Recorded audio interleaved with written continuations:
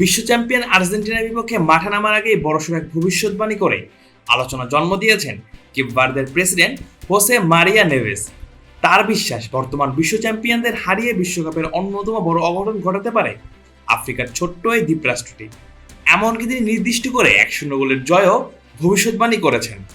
বিবিসিকে দেওয়া এক সাক্ষাৎকারে নেভেস বলেন, কেপ ভার্দে শুধু অংশ নিতেই নয়, জয়ের লক্ষ্য নিয়েই বিশ্বকাপে এসেছে।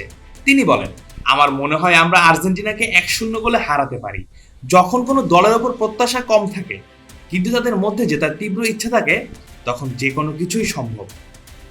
তিনি আরও বলেন, কেপ ভার্দের মতো ছোট একটি দেশের সবচেয়ে বড় শক্তি হলো সবাইকে চমকে দেওয়া। সে কারণে আর্জেন্টিনার মতো পরাশক্তির বিপক্ষেও তার দলের জয় সম্ভাবনাকে শতভাগ বলে মনে করেন তিনি। তার বিশ্বাস, ফুটবল শুধু নাম কিংবা ইতিহাস নয়, মাঠের লড়াইটাই শেষ কথা।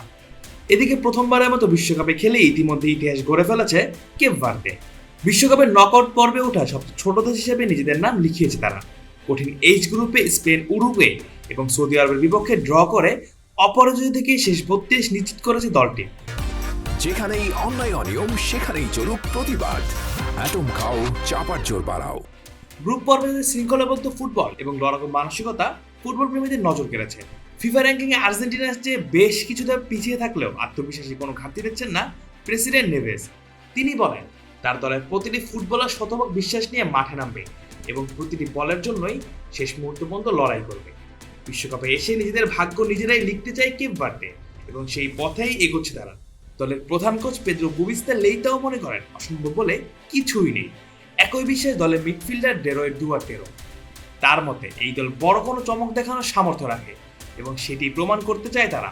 অন্যদিকে গ্রুপ পর্বে দারুণ ছন্দে রয়েছে আর্জেন্টিনা, অস্ট্রেলিয়া, আলজেরিয়া এবং জর্ডানকে হারিয়ে শতভাগ জয় নিয়েই নকআউটে উঠেছে আলবিসেলেস্তারা।